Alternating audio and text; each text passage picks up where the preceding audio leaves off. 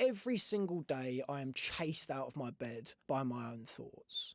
It's like a world of fear and anxiety and nerve and worry and doubt just comes cascading in on me the minute I wake up. And in that moment, I can think of the past, the present, the future, all coming in on me all at once. And you won't be surprised to hear that that puts me in a very neurotic state the minute I wake up. I'm already working, I'm already worried. And yesterday, I decided that I wanted to try something out. And it was simply just to, the minute that I woke up and I felt that whirring motion start, cease to engage with it.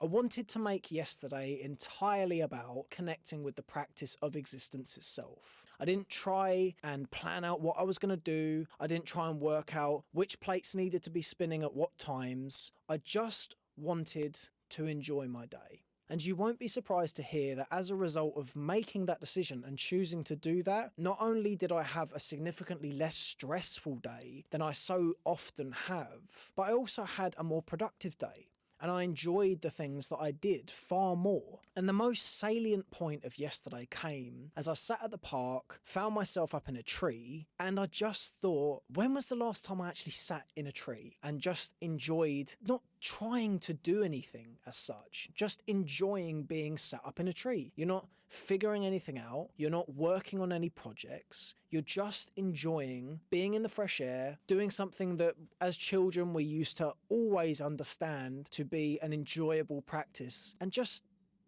do that. And this video might sound very simple, and that's because this video is going to be very simple. I want to make a point of just how much enjoyment I got out of my day yesterday as someone who is so reliably a neurotic type of character from just enjoying my day.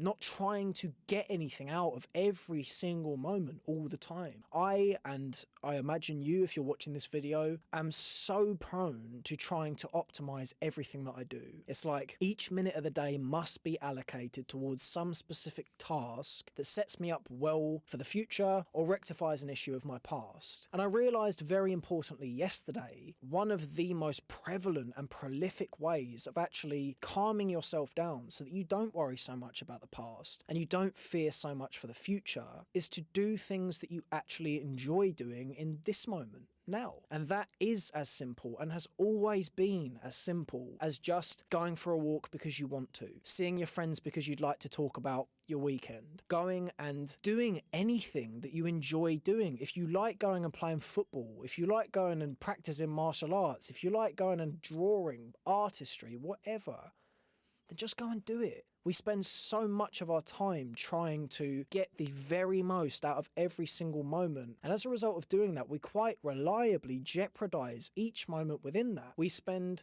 hours and hours of our time trying to fix things about ourselves or rectify issues that we have caused as a result of our behavior. And the most prolific means of actually doing that is to connect with your life in each moment. And that only comes when you allow yourself the freedom to just enjoy things and not try and get anything out of life all the time. I think it is such an important lesson to take on board that you don't have to constantly be working. It's a terrible stress. And I have found this within myself that as a young person, I shouldn't feel sometimes as old as I do because I spend so much time worrying, thinking about how I'm going to get a house, how I'm going to get the money for a house, thinking about all of the mistakes I've made in the past, thinking about what mistakes I might make in the future, thinking about people that have said bad things to me, done bad things to me. I worry all the time, and I notice that I never feel that way when I'm just doing these simple things for the sake of enjoying them. And I think that's a lesson that you should hear. And I think that's a lesson that if I had a stereo phone that could push its way out into the entire world, I would espouse from that stereo phone. It is so important that we don't lose our life in the process of trying to gain something. We spend too much time on the future and not enough time now. And it's a terrible cliche. And like every cliche, it's because it's true. That is why it's such a cliche. We've heard it time and time again that you need to enjoy your life now and be present in the moment, but we never do it. And I'm here to tell you that the simplest way to do that is just to try your best to cease that train of thought that tells you you need to worry about this, you need to get something done about that, you need to mull over what it is that that person did to you 10 years ago. Just